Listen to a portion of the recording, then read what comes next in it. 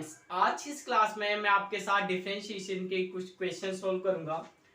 और जो पहला क्वेश्चन मैं सोल्व करने जा रहा हूं, ये MEC 103 में फरवरी में जो एग्जाम हुआ था 2021 में, इसमें क्वेश्चन नंबर 3 था। क्वेश्चन आपकी स्क्रीन पे है, यू कैन सी। जो जो क्वेश्चन में आपको दिया है यू कैन नोट डाउन। आपको एक डिमांड कर दिया है मोनोपोली फॉर्म का, इट इज 200 माइनस 2Q। और आपको इस क्वेश्चन में तीन बातें बतानी है। पहली चीज आपको बतानी है मार्जिन रेवेन्यू। पहली बात तो ये है कि ये क्वेश्चन, सही बताऊं आपको, इतना आसान है। ये क्वेश्चन MA इकोनॉमिक्स के पेपर में आने के लायक ही नहीं है। ये क्वेश्चन 12th क्लास में आने के लायक है, बट आया तो बहुत ही अच्छी बात है। ये तो एक अपॉर्चुनिटी थी 20 नंबर ग्रैब करने की। तो आपको ये दे दिया है, एक पार्ट में आपसे पूछा है फाइंड द मार्जिनल रेवेन्यू, यानी कि find out the MR function. अब मार्जिन रेवेन्यू निकालने के लिए हम लोगों को डिफरेंशिएशन का यूज करना पड़ता है। मैंने जो डिफरेंशिएशन की बेसिक क्लास बनाई थी उसमें बताया था। तो अगर किसी को डिफरेंशिएशन नहीं आता है तो प्लीज पहले वो क्लास देख लीजिएगा, या फिर कहीं से भी डिफरेंशिएशन सीख लीजिएगा। तो पहले पार्ट में आपको MR निकालना है। MR निकालने के लिए पहले आपको TR निकालना पड़ेगा। TR is standing for total revenue, और TR निकालने का फॉर्मूला होता है P इंटू Q।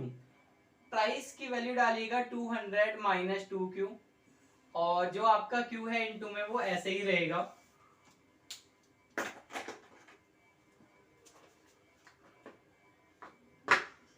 तो Q की मल्टीप्लाई 200 में भी होगी, Q की मल्टीप्लाई 2Q में भी होगी, तो आपके पास हो जाएगा 200Q माइनस 2Q स्क्वायर। ये हमारे पास TR की वैल्यू आ गई है। मैंने डिफरेंशिएशन में ये बताया था आपको, उसकी जो पहली क्लास थी, कभी भी आपको किसी भी चीज का टोटल दिया है तो आप उसका डिफरेंशिएशन कर दीजिएगा, उसका मार्जिनल आ जाएगा। तो आप यहाँ पे क्या करो, यहाँ पे सिंपली डिफरेंशिएशन करो, differentiation with respect to Q। जब Q का डिफरेंशिएशन करोगे तो लेफ्ट हैंड साइड पे आप लिखोगे ऐसे, और यही आपका MR होगा, ध्यान रखना। राइट हैंड साइड पे क्या होगा, देखिए मैंने आपको बताया था, ये अगर x के रेस्पेक्ट में डिफरेंशिएशन करते हैं तो x का डेरिवेटिव 1 हो जाता है। q के रेस्पेक्ट में डेरिवेटिव करेंगे तो q का डेरिवेटिव यानी डिफरेंशिएशन 1 हो जाएगा।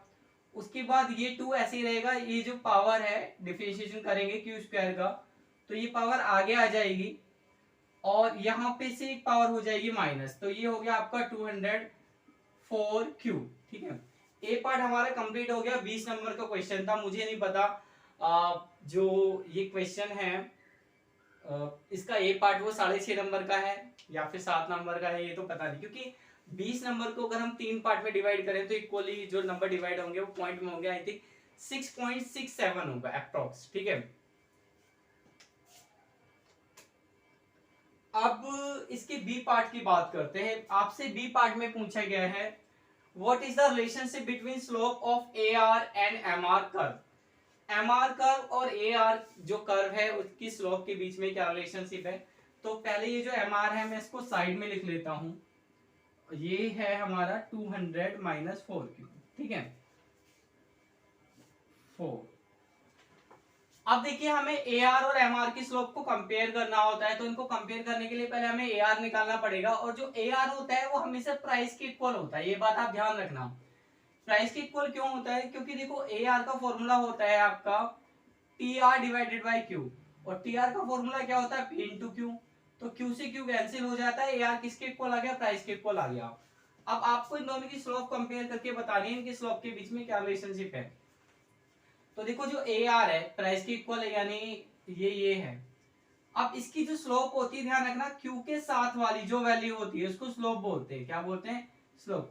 ऐसे MR में क्या होगा, MR में Q के साथ वाली जो स्लोप है, सॉरी वैल्यू है, वो स्लोप है। तो यहाँ पे स्लोप है 4, यहाँ पे स्लोप है 2।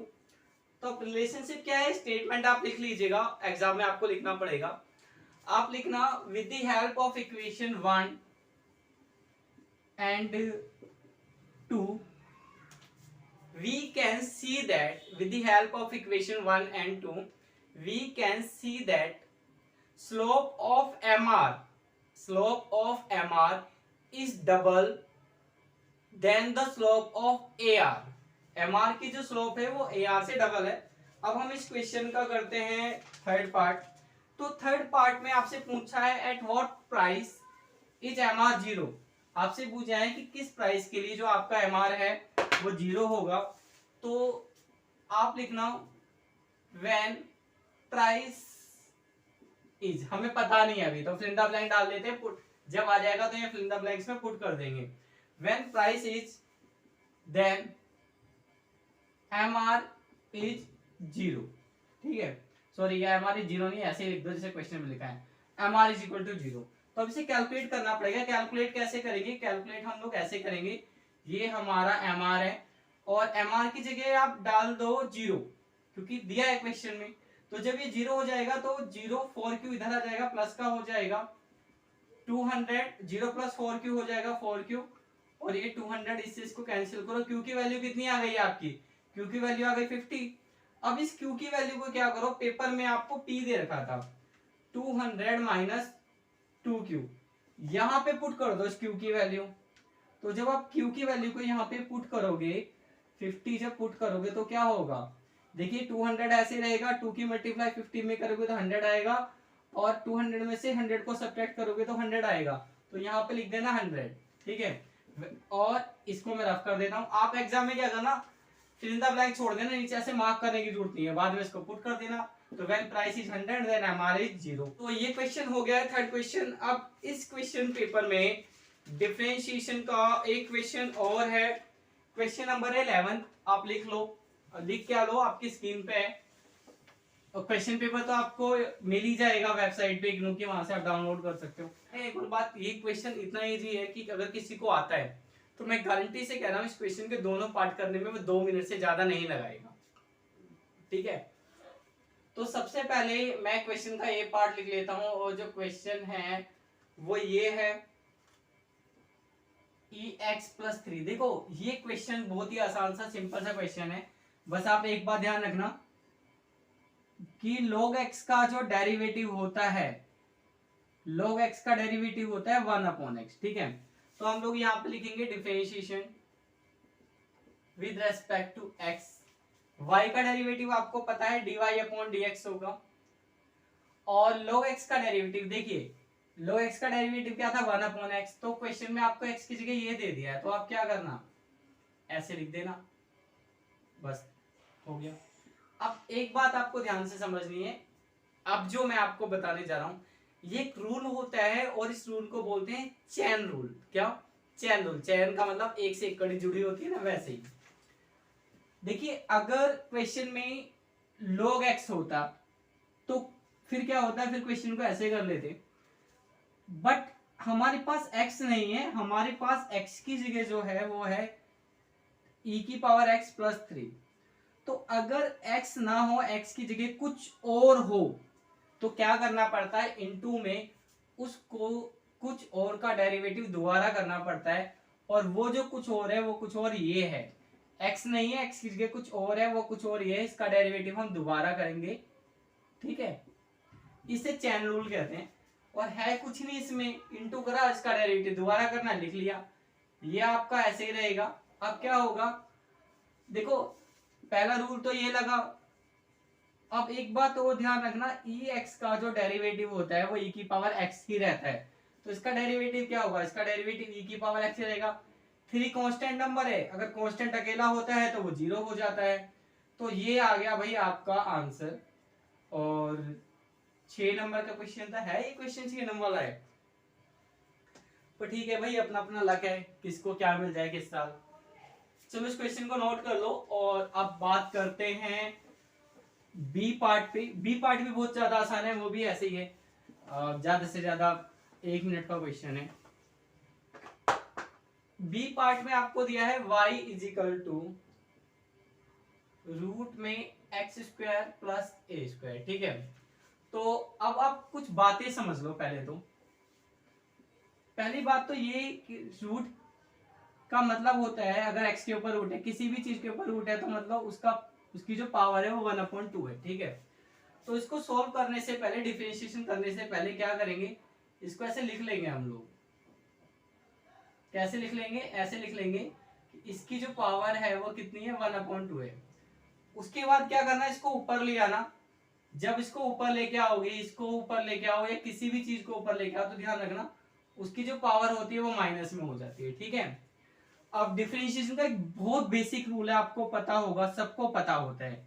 वो ये होता है एक्स की पावर एन का जब हम डेरिवेटिव करते हैं तो वो ये होता है, यानी कि जो पावर है वो आगे आ जाती है और एक्स पे से एक पावर हो जाती है कम। तो अब यहां पर हम लिखेंगे differentiation with respect to x. y का डेरिवेटिव होगा आपका dy अपॉन dx। यहाँ पे क्या होगा, ये पावर आगे आ जाएगी 1/2, ठीक है। और जो ब्रैकेट है एक्स स्क्वायर, ये ऐसे रहेगा ब्रैकेट के अंदर वाली वैल्यू। देखो जैसे यहाँ पर x था, सीधी सीधी बात समझना, जैसे यहाँ पर x था वैसे यहाँ पर क्या है, x की जगह ये पूरी वैल्यू है, पूरी की पूरी, ठीक है। तो जैसे हम लोग इसका डेरिवेटिव करते हैं, n पावर आगे आ जाती है, x ऐसे ही रहता है, तो ऐसे क्या होगा, ये ऐसे ही रहेगा। कुछ ज्यादा बड़ी बात तो है नहीं, बस x की जगह आपको ये पूरा दे दिया है। फिर क्या करते हैं, एक पावर माइनस करते हैं, तो हम लोग क्या करेंगे, एक पावर माइनस कर देंगे ये। अब एक और बात, इस क्वेश्चन में भी चेन रूल होगा। चेन रूल क्या होगा, देखो समझो। फॉर्मूला क्या होता है, फॉर्मूला होता है अगर x की पावर n है तो ये हो जाएगा, बट अगर x की जगह कुछ और हो, क्या x की जगह कुछ और हो तो उस कुछ और का डेरिवेटिव हमें दोबारा करना पड़ता है। जैसे इस क्वेश्चन में x तो था नहीं, x की जगह कुछ और था, तो वो कुछ और क्या था, वो कुछ और था ये था। तो इस कुछ और का डेरिवेटिव हमें दोबारा करना पड़ेगा। कैसे करना पड़ेगा, इनटू में, तो इनटू का साइन लगाएंगे, फिर डेरिवेटिव का साइन लगाएंगे, और किसका करना है, कुछ और का। वो कुछ और क्या था, वो कुछ और था एक्स स्क्वायर प्लस ए स्क्वायर, ठीक है। तो ऊपर से मैं नोट रफ कर देता हूं, ये dy अपॉन dx ऐसे ही आएगा, ये माइनस के 1/2 ऐसे ही रहेंगे, ये एक्स स्क्वायर ऐसे ही रहेगा, ये ए स्क्वायर ऐसे ही रहेगा। ये जो है माइनस के 1/2 और -1, अगर आप इसको एलसीएम लोगे तो एलसीएम लेने के बाद ये हो जाएगा -1/2 और -2। ये इनटू में है आपका, ये इनटू में डेरिवेटिव करेंगे इसका, तो देखो एक्स स्क्वायर का डेरिवेटिव क्या होगा, ये वाला फॉर्मूला लगा हुआ, एक्स स्क्वायर का डेरिवेटिव होगा 2x। ए क्या है, ये कांस्टेंट है, अगर कांस्टेंट अकेला हो तो उसका डेरिवेटिव क्या हो जाता है, 0 हो जाता है, ठीक है भाई। अब -1/2 ऐसे ही रहा, ये एक्स स्क्वायर प्लस ए स्क्वायर, ये एलसीएम लेने के बाद माइनस के 3/2 हो गया, और इनटू में ये 2x था, ये इनटू का साइन हटा देंगे, ये 2 से 2 हो जाएगा कैंसिल, ठीक है। उसके बाद ये बचा आपके पास -1, और ये माइनस की जो पावर थी ना, अब इसको नीचे ले आना, पहले भी नीचे थी अब भी नीचे लेके आएंगे, और जब नीचे लेके आएंगे तो ये हो जाएगा आपका एक्स स्क्वायर ए स्क्वायर, पावर हो जाएगी प्लस में, ठीक है। यहां से क्या बचा आपके पास, अकेला x बचा था, उस अकेले x की इस 1 में मल्टीप्लाई कर देना, तो 1 इंटू एक्स क्या आ जाएगा, -x स्क्वायर ए स्क्वायर। अब या तो इस क्वेश्चन को यहां छोड़ा जा सकता है, या फिर क्या किया जा सकता है, या फिर ये किया जा सकता है, देखिए 3/2 जो होता है, 3/2 होता है 1/2 + 1, ठीक है। तो ऊपर तो -x है, तो इसको हम लोग ऐसे लिख सकते हैं, ये ऐसे 1/2 + 1। अब एक बात ध्यान रखना, एक रूल होता है, मैं बहुत बार बता चुका हूं, फिर भी बताता हूं कि आपको कोई समस्या ना हो अगर पहले का भूल गए हो। देखो अगर x की पावर ना a + b है, तो हम x को ऐसे लिख सकते हैं, a की पावर x इंटू एक्स की पावर b। तो ऐसे ही ना हम लोग इस रूल के हिसाब से इसको ऐसे लिख सकते हैं, x स्क्वायर प्लस ए स्क्वायर, इसकी पावर को ऐसे 2 बार लिखा तो इसको भी ऐसे लिख सकते हो, 1/2 एक्स स्क्वायर और ए स्क्वायर, इसके ऊपर 1 पावर है, 1 पावर को लिखने की जरूरत नहीं है। और उसके बाद क्या करेंगे, उसके बाद -x ये, और 1/2 पावर का मतलब क्या होता है, रूट होता है। तो करा क्या हम लोगों ने, क्वेश्चन जिस फॉर्म से स्टार्ट करा था उसी फॉर्म में लाके हम लोगों ने छोड़ दिया है। देखो वैसे तो अगर हम लोग सीबीएसई बोर्ड की बात करें ना, सीबीएसई बोर्ड में अगर बच्चा यहाँ भी छोड़ दे तो इसको पूरे नंबर देंगे, जितने नंबर का भी क्वेश्चन है।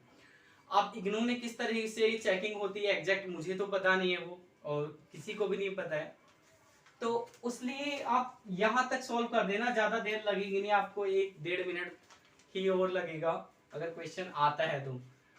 और वैसे तो इस पूरे क्वेश्चन को करने में ही 1 मिनट लगेगा, ठीक है।